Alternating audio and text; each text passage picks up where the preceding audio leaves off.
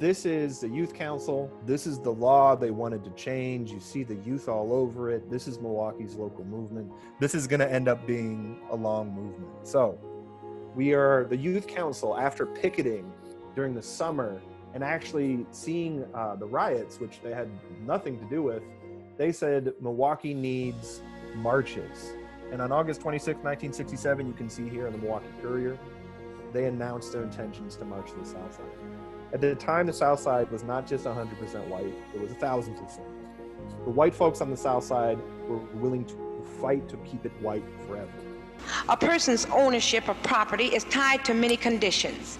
It is subject to deed restrictions, zoning laws, building and housing codes.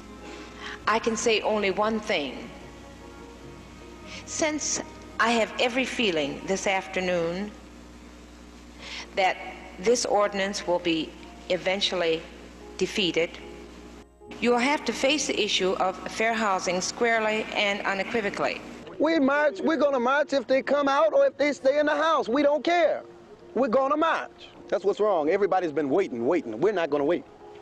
Well, Father, has your marches to the South Side accomplished anything so far for fair housing? We're going to get fair housing, not only for the city of Milwaukee, but we're going to get it on a national scene. And it's going to be this consistent type of courageous protest that's going to bring about fair housing legislation. Frederick Douglass talked about this 100 years ago. He said, no one ever got their rights given to them on a platter. You've got to fight for it, you've got to struggle for it, and that's what we're doing. We're protesting.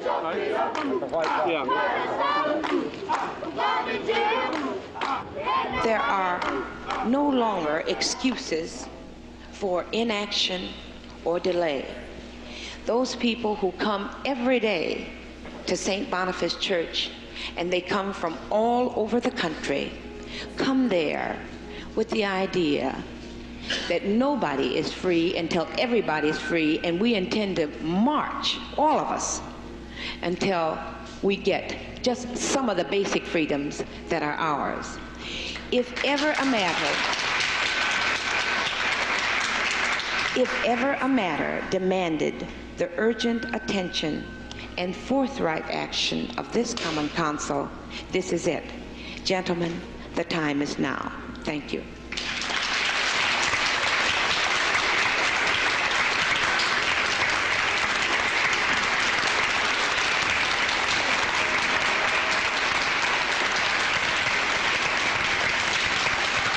August 28th of 1967 was the first march.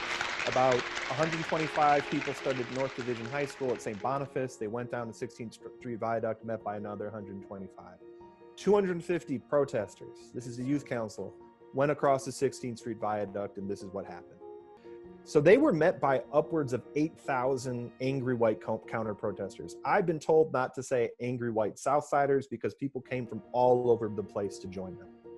They made it that night. They went down 16th Street, marched into that tidal wave of hatred, made it to Kosciuszko Park, went to a picnic area that they had the foresight to reserve, started saying a prayer, and were kicked out by a park commissioner because they had it reserved for a picnic and not a prayer. Went back home that night. The second day, I don't know about you all, talk about audacity. They said, let's go back for a second day. There were 500 marchers the second day.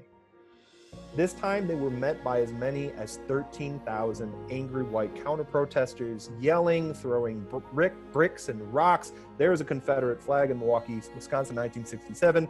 This is where Popeyes is today. People expressing outwardly hate, outwardly. Those signs are professionally printed. I want to point that out. There was money in organizing behind the white counter-protesters. There were people you're going to see here in a moment.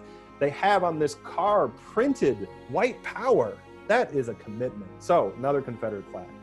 Youth Council this time did not linger at Kosciuszko Park. They made it back home. And when they got to the 15th Street Freedom House, which was their headquarters, this is what they found. The police claimed that there had been a sniper on the roof.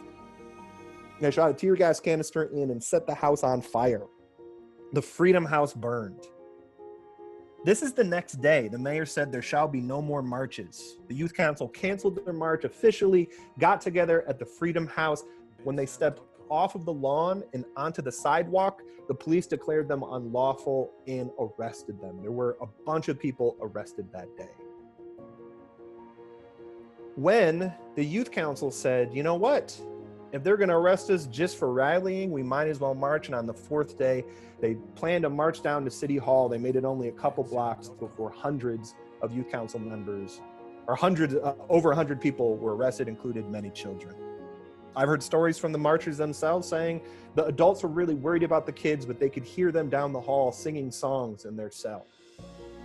So they marched the next day and the next day in the face of, so when the white counter-protesters came out, the mayor was offered the services of the National Guard to contain them because they were out of control. It was a white riot.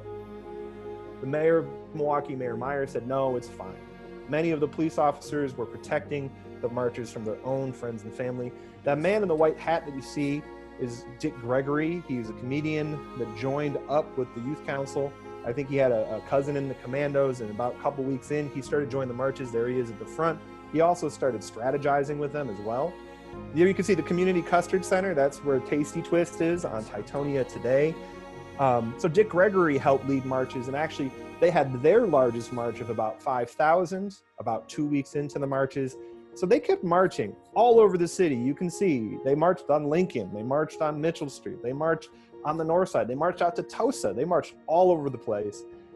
They marched every day in September, every day in October, they marched every day in November. They said they're gonna march forever.